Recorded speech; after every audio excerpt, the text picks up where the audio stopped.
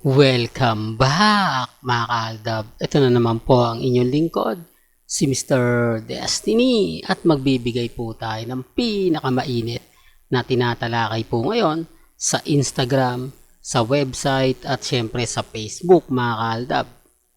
Marami tuloy nagko-komento mga kaaldab na kumbaga parang hindi na nga po daw nila gaano nararamdaman ang Armin. Totoo naman po talaga mga kaaldab kasi hindi naman po ito totally, wala naman po talagang Armin. Para lang klaro, para lang po sa kaalaman ng lahat. Main fanatics po lang talaga. Hindi po ba? Dahil ang mga post naman po, pabor na pabor kay Main Folkerson. Gaya po nito. Di po ba? Mga update po ni Mengay. Doon pa lang mapapaisip po kayo na parang ibinigay nga po o binigyan nga po ng regalo si Mengay ng Eat Bulaga para sa pagbabakasyon niya sa kanyang kaarawan. Hindi naman po nagbibigay ng update. Di po ba? Gaya na sinasabi ko mga kaaldab, wala pong pilitan. Di po ba? Sa dami ng ebidensya at resibo na ihahatid natin at sinasabi at pinapakita, abay, kayo na po bahala mag-react dyan. Di po ba? Dito naman po sa channel ni Mr. Destiny, kung ano lang naman po ang mga latest, mga kaganapan, di po ba, pabor man o hindi, kailangan updated po kayo, kailangan alam po ninyo. Kahit ano naman po yung sabihin kasi nila, normal lang yan, di po ba? Ako naman po mga kaaldab, sa pagbibigay lang po ng update, di po ba, masipag naman po tayo.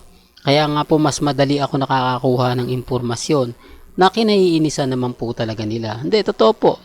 Marami talagang naiinis, marami talagang nabubuisit sa channel ni Mr. Destiny. Lalo na nga po itong mga Alden Fanatics at mga main at mga Armain. Ang main fanatics, neutral lang yan. Kasi hindi naman talaga sila nagpo-post patungkol kay Congressman. Maliban lang po kung post yan ni Mengay, doon lang po sila magre-react. Doon lang po sila magko-komento. Gaya nga po ng mga sinasabi natin mga kaaldab, yung binigay po na bakasyon ng Eat Bulaga para kay Mengay, na talaga naman pong sobrang private, di po ba? Hindi niya sinasabi kung saang beach nga po siya pumunta. Hindi niya pinopost yung mga kasama niya. Di po ba? Sabi ng iba, malapit daw po sila kay Main Folkerson. Yung nasa yung mga kasama ni Clone, di po ba, na nagtrending nga po na ibang mukha naman po talaga yung kasama ni Main Folkerson pagkatapos nga po nila Shara Soto, nila Tito Sen at ilang legit dabber cards napalitan na. Di po ba? Tama naman po yung sinasabi ko Tama naman po yung pinupunto ko, di po ba? Ibang tao na po yun at hindi na po totally si Main Folkerson yun. Yun po yung mga kaibigan ni Clone. Na halatang halata naman po mga kaaldab ni hindi po natin yan nakita nung mga nakaraang taon. Di po ba? Ano yun? Bigla na lang nagkaroon si Mengay ng kaibigan na ganon. Hindi, para lang klaro. Para lang po sa kaalaman ng lahat. Sabi ko nga po sa inyo, mahirap po talagang ipaliwanag kasi hindi naman po natin yun nakikita kila Nikki, kila Kulin, kila Din, di po ba? Pero okay lang yan mga kaaldab. Sabi ko nga po sa inyo, marami talaga nagbabago. Pwedeng sabihin nila hindi, yung kasal yan na naandun yan, kumbaga inimbitahan din yan sa kasal, etc etc, di po ba? Marami kasi kumbaga andun yung point na mapapaisip din po talaga kayo, di po ba? Pero bago nga po natin ituloy itong magandang update natin, kung bago ka lang sa channel na to at isa kang true-blooded Aldab Nation na nagmamahal kina Mengay at Isoy, tama po ang channel na pinuntahan mo, kaya consider na po kitang bagong subscriber. At wag mong kalimutang i-share ang mga video po natin sa mga mami, sa mga titas at sa mga senyor.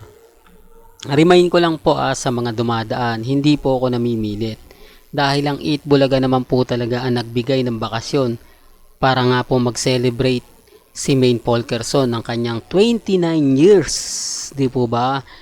Ilang years nga po ba sa showbiz? Di po ba? Halos kumbaga 2015 plus 2024. Kumbaga ilang days 2015 sa 20, ano ba yan Mr. Destiny, ang hina mo sa math. Magna 9 years na po pala sa showbiz si Main Folkerson. Kaya nga po sineselebrate niya etong mga ganitong bagay. o sabihin na natin 8 years si Maine Polkerson. Kaya nga po binibigay po ito ng 8 Bulaga. Kaya yung iba nagtataka, bakit wala nga po ba si Mengay sa 8 Bulaga? Bakit hindi siya nakita? Ano nga po ba yung ganito? Sa totoo lang po mga kaldab, si Mengay nga po, sabi ko nga po sa inyo, kumbaga mahilig po talaga siya sa beach. Pero napakasipag tong mag-post. Kung matatandaan nyo, balik ko na naman po sa 8 Bulaga sa 1 for all for 1, kakauwi niya lang po ng mild dives. Galing po siya doon na kung saan nga po talagang nag-two-piece po o naka-swimsuit si Maine Polkerson na kung saan ay kulay dilaw ang pinakapaborito na post ni Alden, na pinost ni Maine Mendoza na gustong gusto ni Alden Richards. So, hindi po ba? Totoo naman po yung sinasabi ko. Si Mengay yung tipo na mahilig mag-update. Hindi po ba? Pero ngayon parang wala na, no? Parang nawala na ng gana si Mengay kapag nagbabakasyon siya, hindi na siya nagpo-post, wala na siyang ganap. Hindi po ba? Although si Congressman Arjo, hindi man lang talaga nagpaparamdam yan. Wala talagang paramdam, wala talagang update. Exclusive nga po talaga na private family. Ang alam ko, private family sila ni Mengay at si Alden. Di po ba? Dahil sinabi naman po talaga ni Alden Richards na private life is a family. Kumbaga, masaya, di po ba? Private life is a happy family. Real talk to mga kaaldab. Kaya ang sabi ko sa inyo, relax lang po kayo. Maging matatag, maging kampante. Kasi wala naman pong binabato na hindi kaaya-aya si Maine Polkerson. Pabor sa mga army. Kaya nga po nasabi natin na wala naman po talagang army. Sila-sila lang naman po ang gumagawa ng army. Ngayon, wala naman po talagang ganap Walang update. Hindi nila alam kung nasan si Mengay.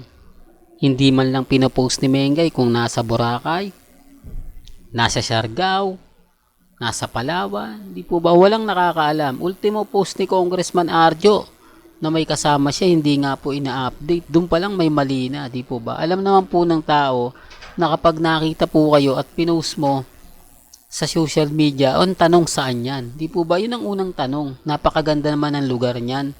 Palawan ba yan? Boracay ba yan? Yung tipong ganun. Tapos siyempre magre-react. Sasabihin mo dito, parang sinasabi ni Mengay, hulaan nyo kung nasaan ako. Hulaan nyo kung ano yung ganito, ano yung ganyan. Di po ba? Para lang klaro. Real talk mga kaaldab, pero wala Halatang-halatang binabasag din po sila mismo ni Maine Polkerson.